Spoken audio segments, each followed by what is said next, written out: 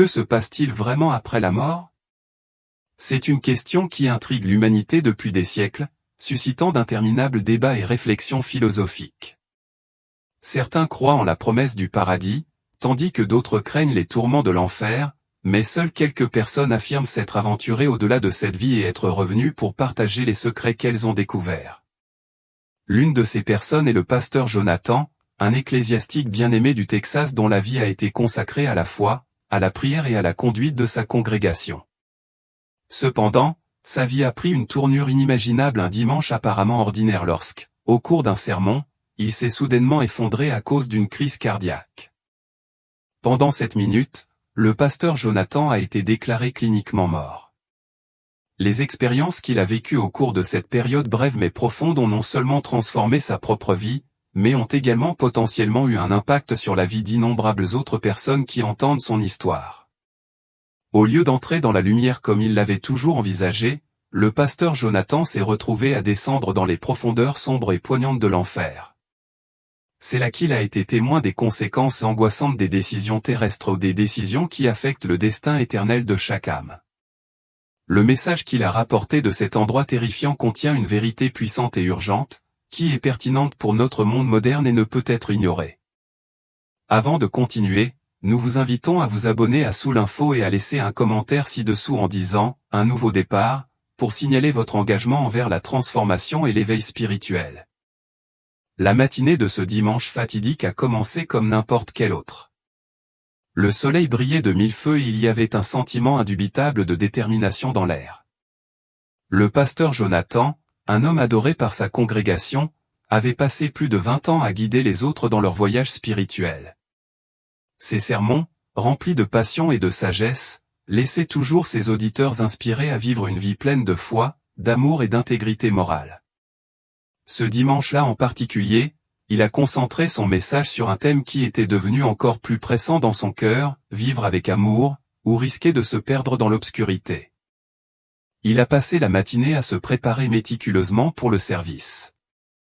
Alors qu'il embrassait sa femme et serrait ses 2 enfants dans ses bras, il ne pouvait se défaire du sentiment que quelque chose de profond l'attendait ce jour-là. Malgré le poids de cette sensation, il l'a balayée, déterminé à accomplir sa vocation et à apporter de l'espoir à sa congrégation. Lorsqu'il est arrivé à l'église, le sanctuaire était rempli à pleine capacité. Hommes, femmes et enfants s'étaient rassemblés pour adorer ensemble, leurs voix s'harmonisant magnifiquement tandis que la chorale entonnait leurs hymnes de paix et de joie. Ils ne savaient pas que ce serait un jour qu'aucun d'entre eux n'oublierait jamais. Le pasteur Jonathan se tenait droit et inébranlable à la chaire, sa voix ferme et pleine d'autorité alors qu'il prononçait son sermon. « Nous sommes tous responsables de ce que nous portons dans nos cœurs », a-t-il proclamé avec passion. « Laissez tomber la haine.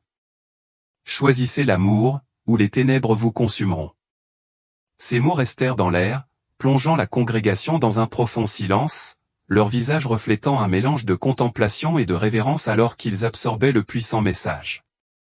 Mais alors que Jonathan s'approchait des dernières lignes poignantes de son sermon, quelque chose d'inimaginable se produisit. Sa vision devint soudain floue et une douleur intense et atroce lui serra la poitrine. Il eut l'impression que son cœur s'était arrêté, comme si le temps lui-même s'était momentanément figé.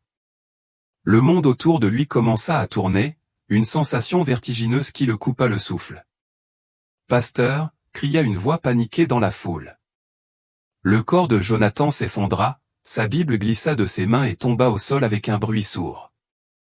Le chaos éclata dans l'église alors que les membres se précipitèrent à ses côtés, leurs visages emplis d'horreur. Les ambulanciers furent appelés dans une course effrénée, mais le sanctuaire paisible avait été brisé. Les médecins travaillèrent d'urgence, leurs mains tremblant alors qu'ils tentaient de réanimer le pasteur. « Dégagez » cria l'un d'eux, délivrant une puissante décharge avec un défibrillateur. Mais peu importe ce qu'ils essayèrent, rien ne semblait fonctionner. Le bip du moniteur cardiaque s'arrêta. L'heure du décès a été enregistrée à 11h32. Pendant les 7 minutes qui ont suivi, le pasteur Jonathan était cliniquement mort. Personne n'aurait pu prévoir ce que Jonathan a vécu pendant ce moment de suspension du temps. Pour lui, c'était bien plus qu'une simple panne d'électricité. C'était un voyage dans un abîme, une descente terrifiante dans un royaume obscur qui semblait terriblement tangible. Lorsque les yeux de Jonathan s'ouvrirent pour la première fois après son effondrement, il ne fut pas accueilli par la luminosité stérile d'une chambre d'hôpital ni par les sons réconfortants des professionnels de la santé. Au lieu de cela, il se retrouva enveloppé dans une obscurité écrasante et oppressante. L'air était dense, presque suffocant, et le silence était assourdissant, envoyant un frisson involontaire dans sa colonne vertébrale. « Quel est cet endroit » chuchota Jonathan, sa voix à peine audible alors qu'elle résonnait étrangement dans le vide. Il fit un pas hésitant en avant, mais la sensation de terreur était suffocante. Ses pieds semblaient attachés au sol, comme si des chaînes invisibles avaient été enroulées autour de ses jambes. Il ne lui fallut pas longtemps pour réaliser qu'il n'était pas seul.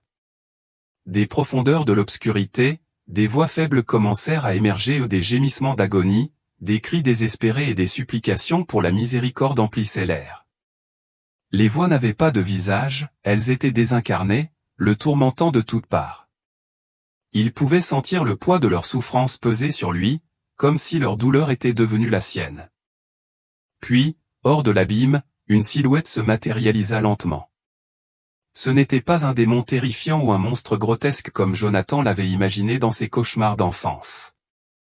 Au lieu de cela, c'était une version déformée et obscure de lui-même, un reflet inquiétant rempli de tout le jugement, de la colère et de l'orgueil qu'il avait secrètement porté tout au long de sa vie. L'ombre parla, sa voix glaciale et glaciale. « Tu prêchais le pardon, murmura-t-elle, mais t'es-tu pardonné à toi-même? As-tu vraiment pardonné aux autres ?» Un profond sentiment de honte envahit le cœur de Jonathan. Il s'était toujours cru juste, un homme de foi qui guidait les autres dans leur cheminement spirituel. Mais maintenant, dans cet endroit sombre et désorientant, il était obligé d'affronter la vérité inconfortable, il avait gardé rancune et colère cachée. Il avait jugé les autres pour leurs défauts tout en négligeant les siens. Chaque pensée méchante, chaque moment d'orgueil amer, chaque fois qu'il avait échoué à pardonner, lui revenait comme une marée déferlante. Alors que l'obscurité s'approfondissait, les yeux de Jonathan s'écarquillèrent d'horreur. Il commença à voir une mer infinie d'âmes, chacune alourdie par les fardeaux qu'elle avait portés toute sa vie.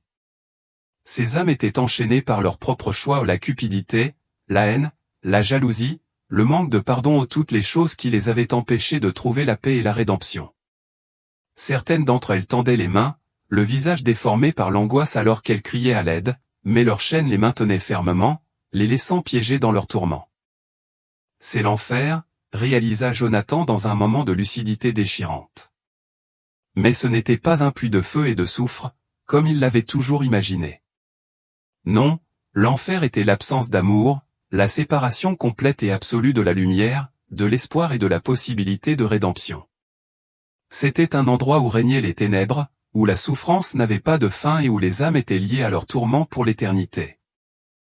Jonathan tomba à genoux, le cœur brisé en regardant la souffrance autour de lui.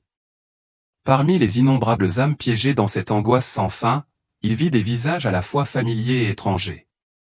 Certains étaient des gens qu'il avait connus dans la vie ou des individus qu'il avait jugés, critiqués ou qu'il n'avait pas vraiment pardonnés.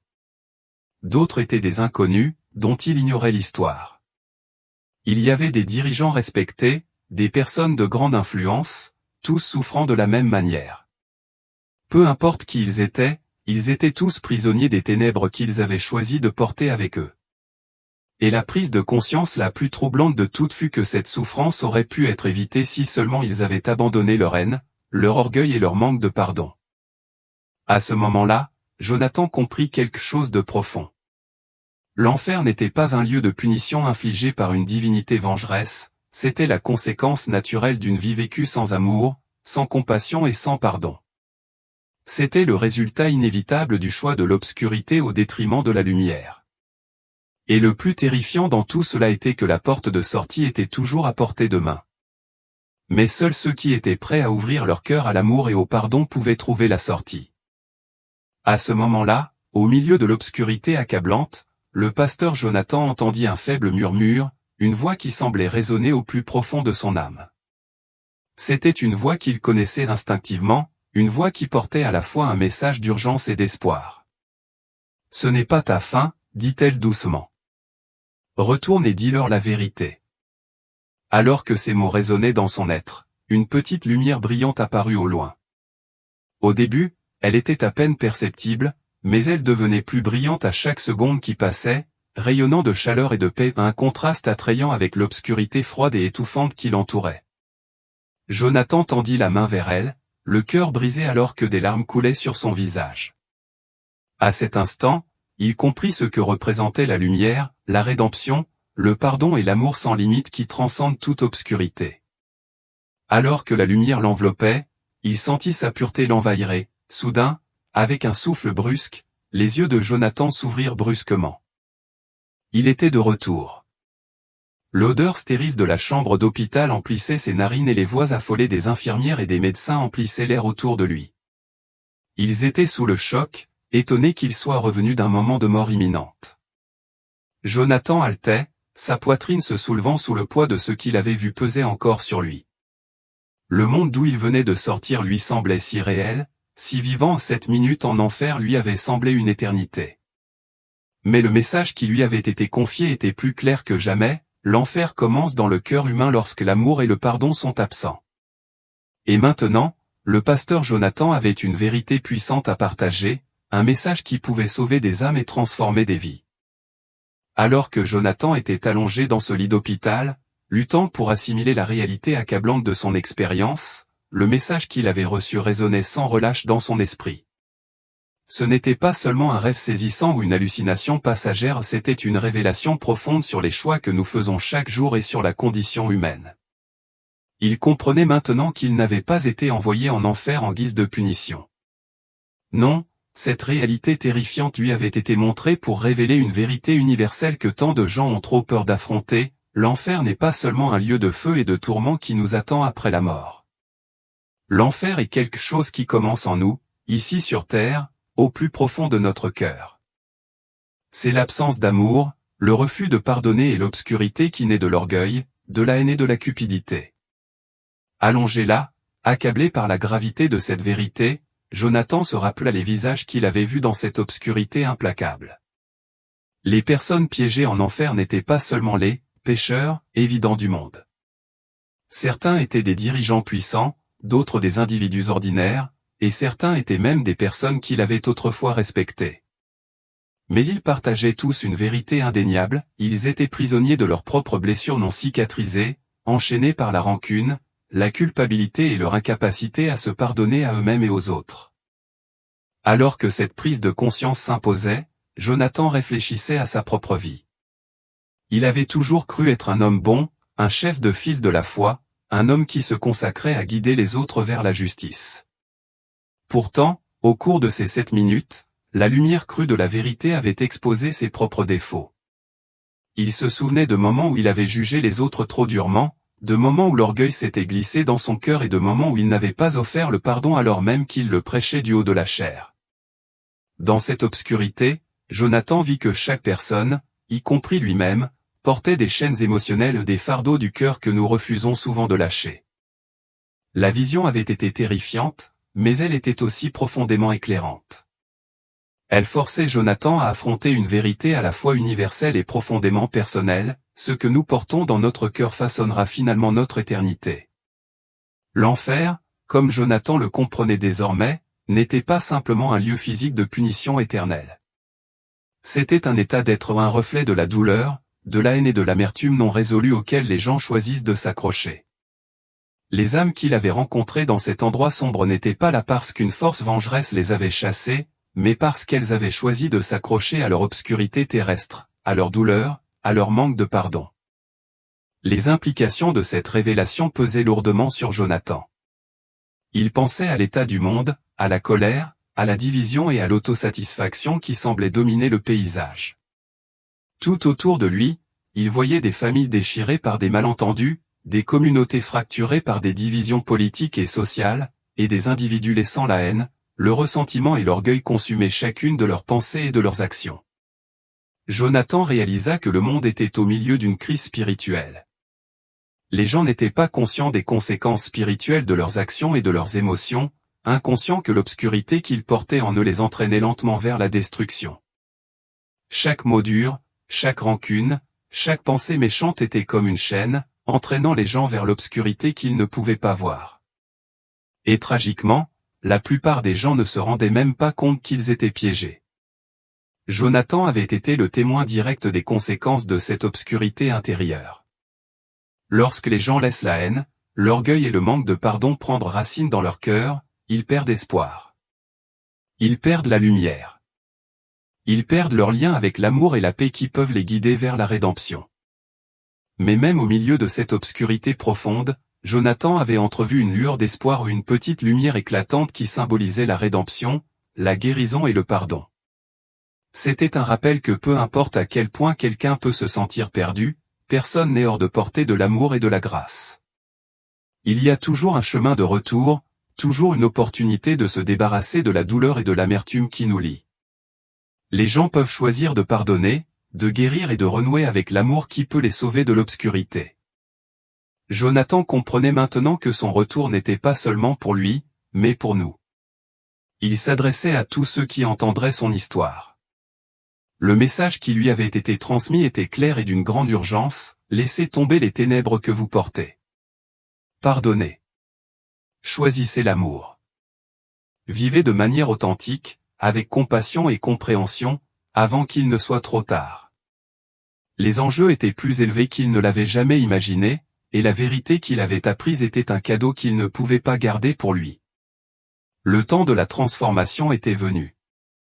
Le cœur du pasteur Jonathan se gonflait d'un sentiment renouvelé de détermination, mais le poids de la responsabilité sur ses épaules semblait presque insupportable.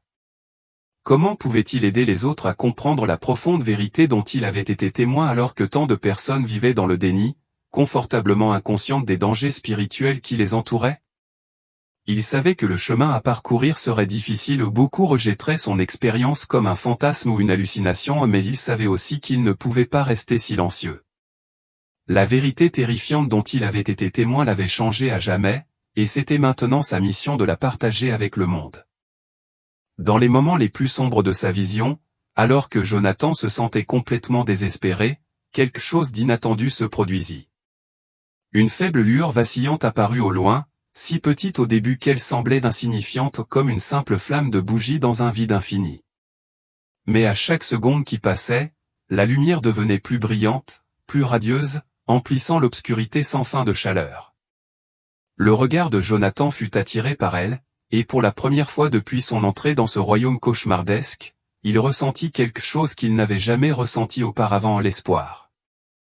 La lumière contrastait fortement avec le vide oppressant qui l'entourait. Elle était chaleureuse, paisible et pleine de vie, offrant un sentiment de réconfort et de consolation qui semblait impossible dans cet endroit terrifiant. Sans réfléchir, Jonathan tendit la main vers la lumière, ses larmes coulant librement tandis que la souffrance des âmes autour de lui semblait s'estomper à l'arrière-plan. Puis, il entendit une voix douce, mais puissante, douce, mais autoritaire. Elle lui parlait avec le genre d'autorité et d'amour qui transcendait tout ce qu'il avait jamais connu. Ce n'est pas ta fin. Retourne et dis-leur la vérité, dit la voix, ces mots résonnant dans son âme. Alors que la lumière l'enveloppait, Jonathan eut l'impression d'être soulevé hors des profondeurs de l'obscurité, embrassé par quelque chose de bien plus grand que lui. En ce bref instant, il aperçut quelque chose au-delà de la lumière, un lieu d'une beauté et d'une paix indescriptibles. Il avait l'impression de se tenir aux portes du paradis lui-même, entouré d'amour, de joie et d'une parfaite harmonie. Mais même s'il désirait ardemment rester dans ce lieu céleste, Jonathan savait au fond de lui que ce n'était pas son heure. La voix parla à nouveau, l'exhortant, « Retourne, ton travail n'est pas terminé. » Soudain, Jonathan se sentit tiré vers le haut, la lumière devenant plus vive, l'obscurité disparaissant complètement. En un instant, il était de retour, ses yeux s'ouvrant brusquement dans l'environnement stérile de la chambre d'hôpital. Les lumières crues du plafond étaient aveuglantes, et il pouvait entendre les voix frénétiques des médecins et des infirmières autour de lui. « Il est de retour !» Quelqu'un cria, incrédule et stupéfait dans la voix. Jonathan prit une profonde inspiration tremblante, sa poitrine se soulevant et s'abaissant rapidement alors qu'il essayait de donner un sens à ce qui venait de se passer. Cette minute de mort clinique, lui avait semblé une éternité, et la vision qu'il avait eue était bien trop vive, trop réel pour être autre chose que la vérité. Des larmes coulaient sur son visage alors qu'il murmurait « Merci, merci », submergé par la gratitude pour la seconde chance qui lui avait été donnée. Il savait que la lumière l'avait sauvé, non pas à cause de sa propre valeur, mais à cause de la grâce et de la miséricorde qui émanaient de quelque chose d'infiniment plus grand que lui. Dans les jours qui ont suivi, alors que Jonathan se rétablissait à l'hôpital, il ne pouvait s'empêcher de penser à la lumière et au message profond qu'il avait reçu. Il a réalisé que son retour n'était pas un hasard, mais un objectif. La voix divine lui avait dit de partager la vérité, et il a compris qu'il avait désormais une mission, aider les autres à voir les dangers de s'accrocher aux ténèbres et le pouvoir d'embrasser l'amour, le pardon et la rédemption. L'expérience de Jonathan n'était pas seulement un réveil personnel, c'était un message universel pour le monde. Il a vu, avec clarté, combien de personnes vivaient dans l'obscurité spirituelle, inconscientes des conséquences de leurs actes, de l'amertume à laquelle elles s'accrochaient et du ressentiment qu'elles laissaient façonner leur vie. Il avait vu de ses propres yeux ce qui se passe lorsque les gens refusent de pardonner, de laisser tomber l'orgueil et l'amertume, et de choisir l'amour. La souffrance dont il avait été témoin n'était pas destinée à punir, mais à ouvrir les yeux des gens sur la réalité de leur propre vie, à les réveiller sur les choix qu'ils faisaient.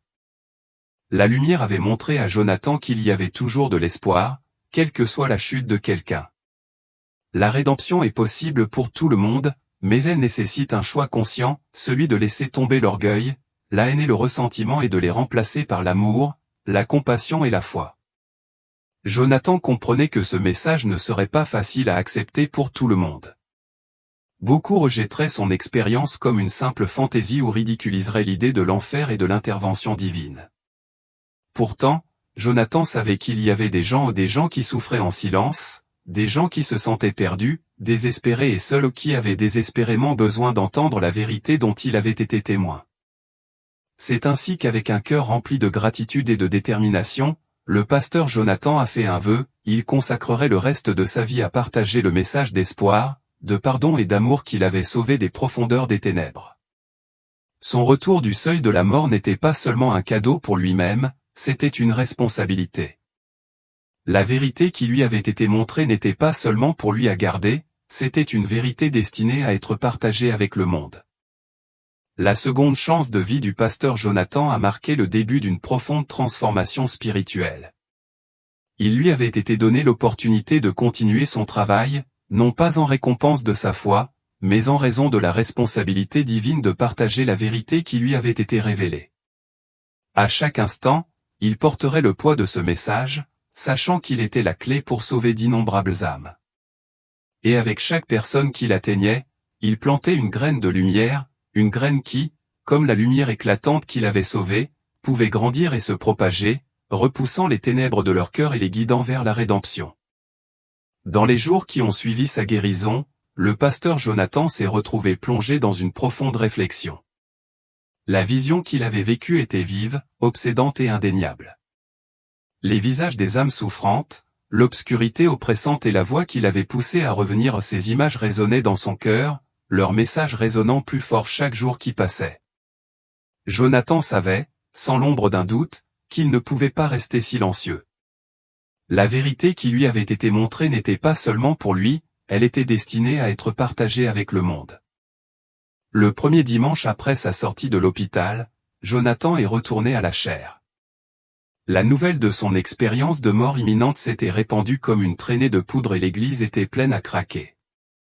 Les gens venaient de partout, certains par curiosité, d'autres par désespoir, cherchant des réponses aux difficultés de leur propre vie. Jonathan pouvait sentir le poids de leurs attentes, mais plus que cela, il ressentait l'urgence du message qu'il devait délivrer. Ce n'était pas juste un sermon de plus. C'était un appel à tous ceux qui étaient dans cette salle pour affronter l'obscurité de leur cœur et choisir la lumière. Alors que Jonathan se tenait devant la congrégation, ses yeux scrutaient les visages devant lui. Il voyait des familles, accablées par des rancunes silencieuses. Il voyait des amis qui s'étaient éloignés, retenus par des malentendus. Et il voyait des individus qui étaient alourdis par leur propre culpabilité et leurs insécurités. Pendant des années, Jonathan avait prêché sur l'amour, le pardon et la rédemption, mais maintenant, ses paroles avaient un poids bien plus grand qu'avant. Il ne parlait plus seulement en tant que prédicateur, mais en tant qu'homme qui avait vu la terrible vérité de ce qui se passe lorsque les gens refusent de pardonner et d'aimer. Il prit une profonde inspiration, sa voix ferme mais pleine d'émotion. Je me trouvais dans un endroit qu'aucun être humain ne devrait jamais voir, un endroit où la douleur et la souffrance existent, non pas à cause d'une punition, mais à cause de ce que nous portons dans notre cœur. La haine, l'orgueil et le manque de pardon, ces choses deviennent des chaînes qui nous entraînent dans les ténèbres. J'ai vu des gens comme vous et moi ou des gens qui n'abandonnent jamais leur rancune, qui refusent d'aimer et de pardonner. Ils étaient piégés, incapables de s'échapper. Le silence se fit dans la salle. Jonathan sentit le poids de ses paroles, le silence s'épaissit tandis que la congrégation absorbait son message. Il continua, sa voix plus forte maintenant, avec l'urgence de quelqu'un qui avait vu la vérité de ses propres yeux. Mais j'ai aussi vu de l'espoir. J'ai vu de la lumière. Même à cet endroit, l'amour m'a tendu la main pour me sauver. On m'a donné une seconde chance, non pas parce que je suis spécial, mais parce qu'on m'a montré la vérité. Et cette vérité est la suivante, nous créons l'enfer sur terre lorsque nous refusons de pardonner, lorsque nous choisissons la haine plutôt que l'amour et lorsque nous laissons l'orgueil gouverner nos cœurs. Sa voix tremblait lorsqu'il parlait de la lumière qu'il avait sauvée, une lumière chaleureuse, paisible et qui changeait la vie. La voix m'a dit de revenir et de vous dire à tous qu'il n'est pas trop tard. Il est encore temps de changer, de laisser tomber l'obscurité que nous portons et de vivre avec amour et humilité. L'enfer ne commence pas après la mort. Il commence maintenant avec les choix que nous faisons, les pensées que nous autorisons et l'amertume que nous refusons de libérer. Jonathan s'arrêta un instant pour laisser les mots pénétrer son esprit. C'était plus qu'un sermon. C'était un appel à l'action, un appel à tous ceux qui étaient venus l'écouter. Les larmes coulaient sur les visages de nombreux membres de la congrégation alors qu'ils réfléchissaient à leur propre vie, aux rancunes qu'ils entretenaient, à l'amertume qu'ils portaient, aux relations brisées. Jonathan, qui avait été autrefois un prédicateur du salut, parlait maintenant comme un homme qui avait été brisé, humilié et racheté. Il les exhortait à examiner leur cœur. À qui devez-vous pardonner? À quelle rancune vous accrochez-vous? Quelles ténèbres vous pèsent? Laissez-les aller. Choisissez l'amour. Choisissez la lumière. Au fil des semaines, le message de Jonathan s'est répandu bien au-delà des murs de son église. Les gens ont partagé son histoire et ses paroles ont commencé à toucher le cœur des autres, atteignant des personnes qu'ils n'avaient jamais rencontrées, dans des villes et des communautés loin de la sienne. Des inconnus lui ont écrit, partageant les fardeaux qu'ils portaient depuis des années et les changements qu'ils opéraient dans leur vie grâce à son message. Des familles se sont réconciliées après des années de silence.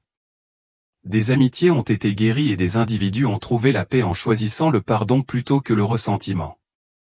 Jonathan a réalisé que son expérience avait déclenché un éveil spirituel, non seulement en lui-même, mais aussi chez les autres.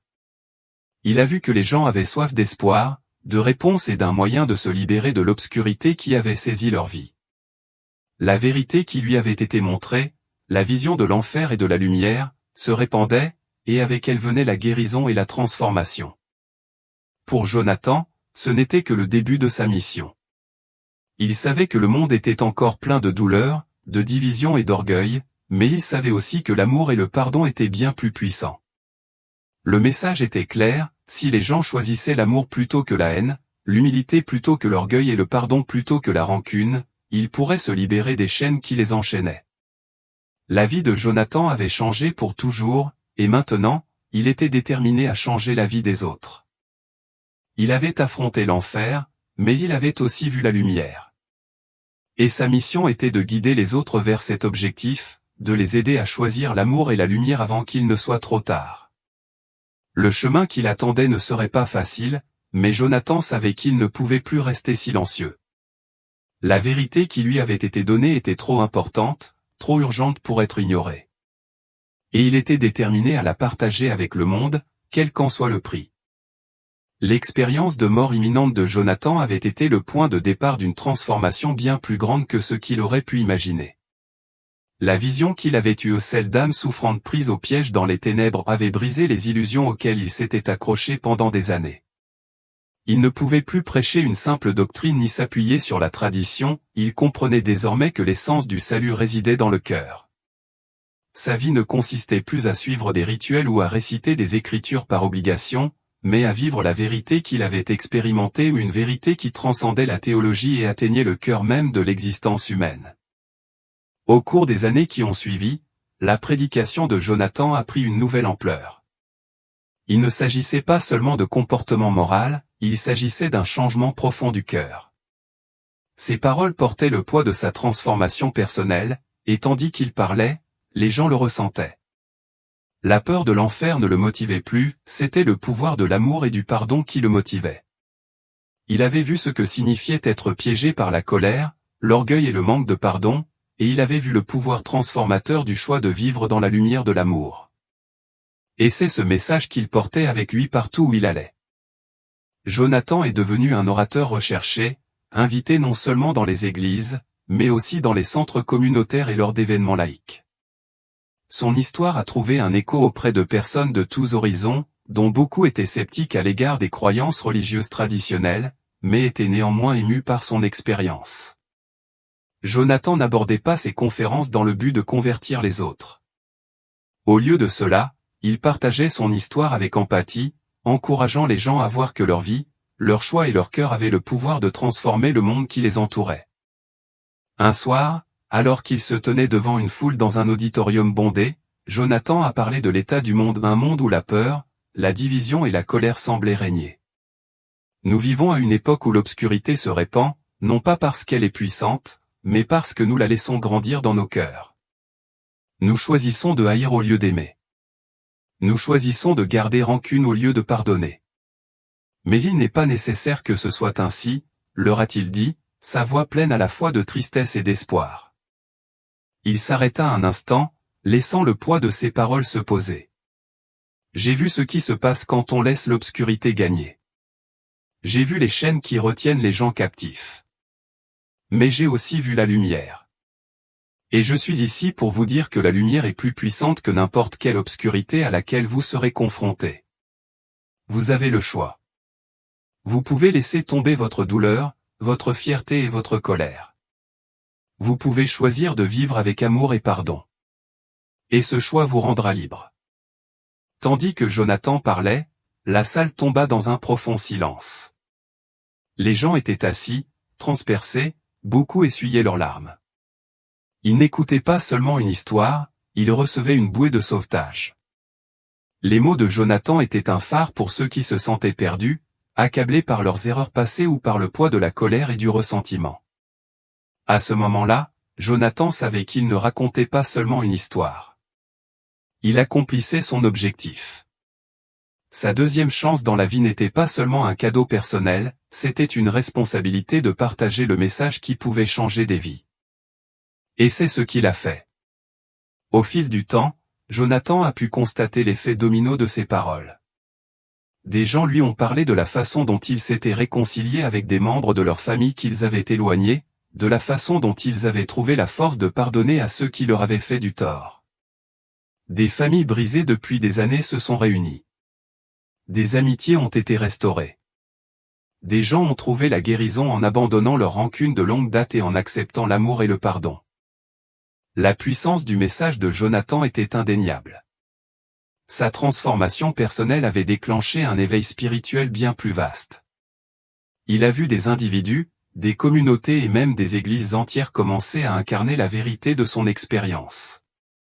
Les gens ont réalisé qu'ils n'avaient plus besoin de vivre dans l'obscurité. Ils pouvaient choisir la lumière et ce choix a changé leur vie. La vie de Jonathan, autrefois définie par les devoirs d'un pasteur, était devenue une mission qui transcendait la chair. Chaque jour, il se réveillait avec gratitude pour la seconde chance qui lui avait été donnée. Son objectif était clair, guider les gens vers le pardon, leur montrer la liberté qui vient du choix de l'amour plutôt que de la haine, de l'humilité plutôt que de l'orgueil et de la paix plutôt que de la colère. En réfléchissant à son parcours, Jonathan ne voyait plus son expérience de mort imminente comme une punition, mais comme un cadeau. Elle lui avait ouvert les yeux sur les vérités les plus profondes de la nature humaine, et à son tour, il avait partagé ces vérités avec le monde. Son histoire ne se limitait plus à son expérience personnelle, elle était devenue un mouvement, une invitation pour les autres à choisir la lumière, à accepter le pardon et à vivre d'une manière qui honore l'amour plutôt que les ténèbres. L'impact de son message s'est propagé au-delà, atteignant des personnes dans tout le pays. Ce qui avait commencé comme un sermon dans une petite église était devenu un appel à l'action à l'échelle nationale. Des gens de tous les horizons se sont sentis inspirés à guérir leurs relations, à laisser tomber le passé et à choisir l'amour. Et tandis que Jonathan continuait à diffuser ce message d'espoir et de rédemption, il s'est rendu compte que son plus grand miracle n'était pas son retour de la mort, mais les vies qui avaient été transformées grâce à lui. Jonathan avait affronté l'enfer et, ce faisant, avait trouvé la lumière. Et maintenant, il était déterminé à y conduire d'autres personnes. Son histoire allait continuer à se dérouler, touchant des vies bien au-delà de sa propre portée, alors qu'il consacrait chaque instant de sa vie à partager le message qu'il avait sauvé, le pouvoir de l'amour, le pardon et le choix d'embrasser la lumière. Le message de Jonathan a trouvé un profond écho auprès des habitants d'un pays déchiré par la division, la peur et la colère. Sa vision des ténèbres, si vive et si réelle, avait révélé une vérité qui s'étendait au-delà de la souffrance individuelle à l'angoisse collective de la société. Ce dont il avait été témoin, l'amertume, les chaînes du ressentiment, la douleur des blessures non cicatrisées ne se limitaient pas à l'au-delà ou à des royaumes lointains, cela se produisait tous les jours dans le cœur des gens ordinaires. Jonathan avait compris que la lutte pour la paix, tant au sein des individus qu'entre les communautés, n'était pas seulement une question de circonstances ou de conflits externes. C'était une guerre spirituelle, menée non pas avec des armes, mais avec les choix que les gens faisaient dans leur cœur et leur esprit. Il commença à parler avec plus d'audace, établissant des parallèles entre l'obscurité personnelle à laquelle il avait été confronté et l'obscurité sociétale plus vaste qui consumait la nation. Les thèmes de la division, de la haine et de la méfiance qui empoisonnaient le discours politique, les tensions raciales et les inégalités sociales étaient tous enracinés dans le même mal spirituel. Lorsque nous refusons de pardonner, lorsque nous laissons la colère s'envenimer et l'amertume prendre racine, nous contribuons à l'obscurité même qui nous divise, prêchait Jonathan. Il ne s'agit pas seulement de paix personnelle, il s'agit de la survie de notre humanité commune. Les paroles du pasteur ont touché une corde sensible chez des personnes de tous horizons. Au Texas, où Jonathan avait prononcé son discours émouvant, il a parlé de la guerre spirituelle qui ravageait silencieusement les communautés. La guerre dans laquelle nous nous trouvons ne se déroule pas seulement sur le champ de bataille de la politique ou des décisions. Elle se déroule sur le champ de bataille de nos cœurs. Notre nation divisée souffre parce que nous avons laissé l'obscurité grandir en nous. Ces paroles n'étaient pas une attaque contre des opinions ou des idéologies politiques, mais un appel à reconnaître les forces plus profondes en jeu, les forces de la haine, de l'orgueil et du manque de pardon qui contribuaient à la rupture des relations, de la confiance et de l'unité. Il a encouragé les gens à prendre possession de leur cœur. La guérison commence avec chacun d'entre nous, a-t-il déclaré à la foule. La lumière est en vous. Elle commence lorsque vous choisissez de laisser tomber votre douleur, lorsque vous cessez d'alimenter l'obscurité intérieure. Nous sommes appelés à nous aimer les uns les autres, même lorsque c'est difficile, même lorsque le monde semble s'effondrer. L'amour est l'antidote à la haine qui cherche à nous détruire. Les tournées de conférences de Jonathan ont continué de prendre de l'ampleur et de gagner en influence, attirant des personnes avides de guérison mais ne sachant pas comment se libérer des chaînes de la colère et de la division. Le message s'est répandu dans tout le pays, des villes aux plus petites villes. Les personnes qui avaient vécu leur vie dans l'isolement, accablées par la culpabilité, le ressentiment ou un sentiment de désespoir, ont commencé à voir qu'elles n'avaient pas à rester piégées.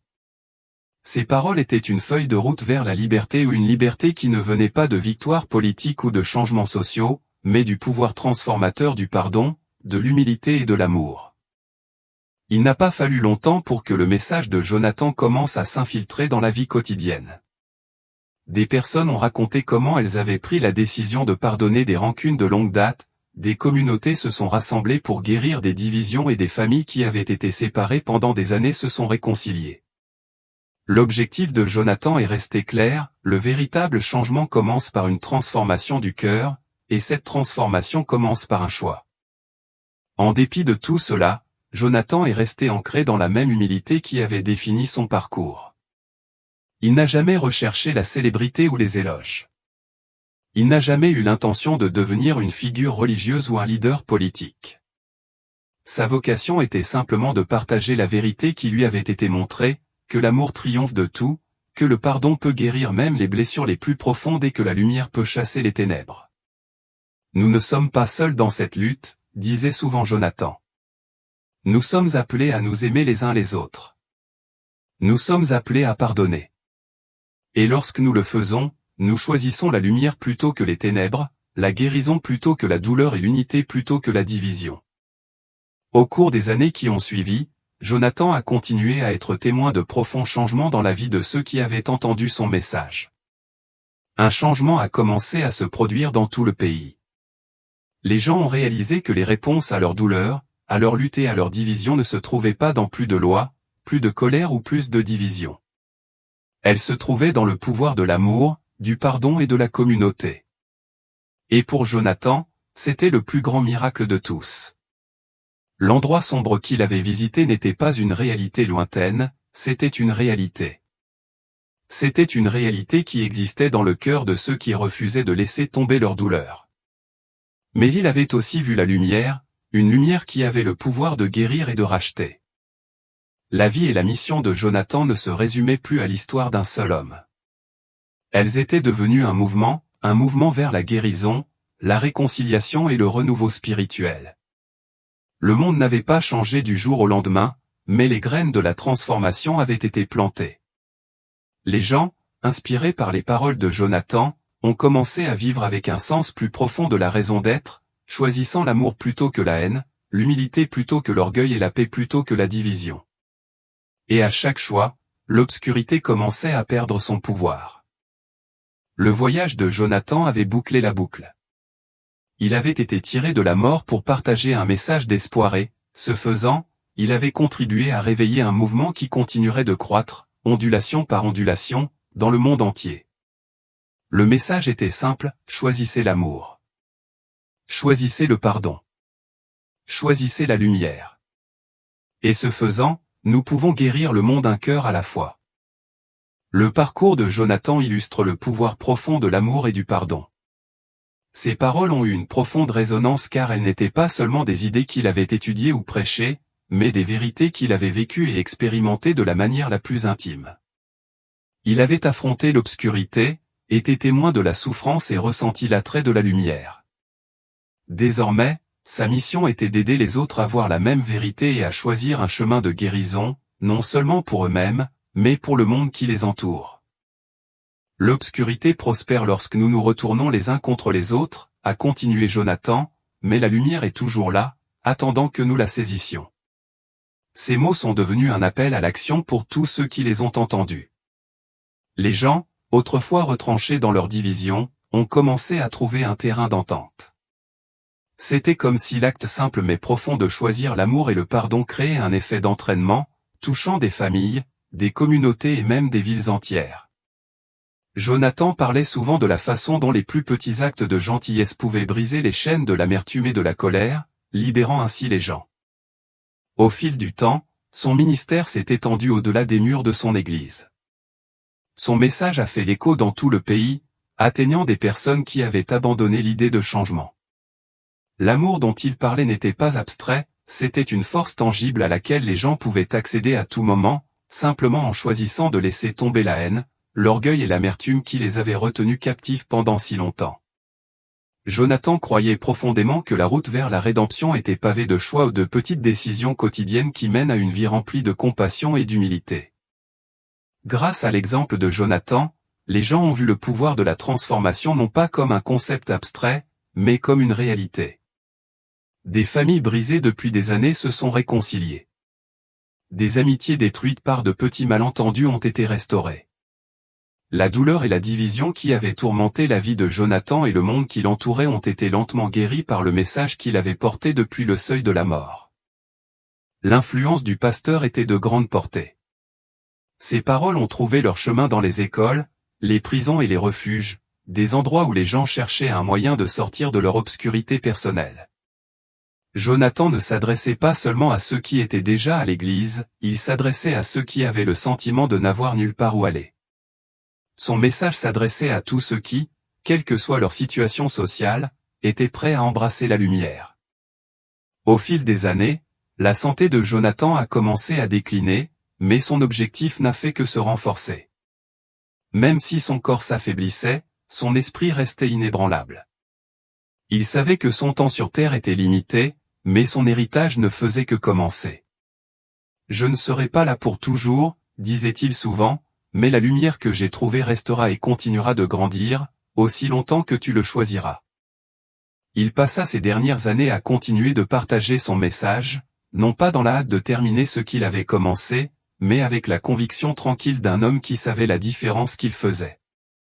Il continuait à rappeler aux gens que la vie était éphémère, mais que les décisions qu'ils prenaient ou leur choix de pardonner, d'aimer, de rechercher la lumière résonneraient dans l'éternité.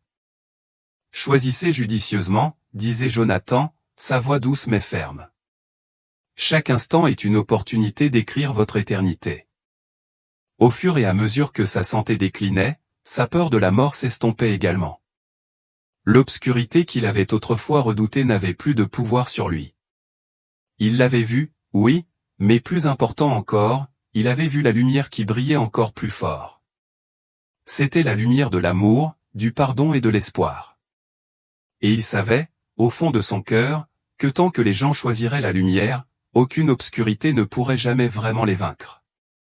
Lorsque le pasteur Jonathan est décédé, l'impact de sa vie a été incommensurable. Son histoire ne s'est pas terminée dans le chagrin, mais dans un héritage d'espoir qui allait continuer à façonner le monde pour les générations à venir. La lumière dont il avait été témoin lors de son expérience de mort imminente n'était pas une vision fugace, c'était une réalité qui survivait dans chaque cœur qui la choisissait. La vie de Jonathan est devenue un témoignage de la vérité qu'il avait vécue, personne n'est trop perdu pour être retrouvé, aucun cœur trop brisé pour être guéri et aucune obscurité trop profonde pour être surmontée. Son héritage perdure, non pas dans des monuments ou des gestes grandioses, mais dans les actes discrets de bonté, les moments de pardon et les choix inébranlables des gens partout dans le monde de vivre avec amour, de choisir la lumière plutôt que l'obscurité et de transmettre le message qui avait changé la vie de Jonathan pour toujours. L'obscurité n'est pas la fin, avait dit Jonathan. C'est l'absence de lumière, et tant qu'il y a ne serait-ce qu'une seule personne prête à briller, l'obscurité ne peut pas gagner. Et ainsi, la lumière a continué à briller.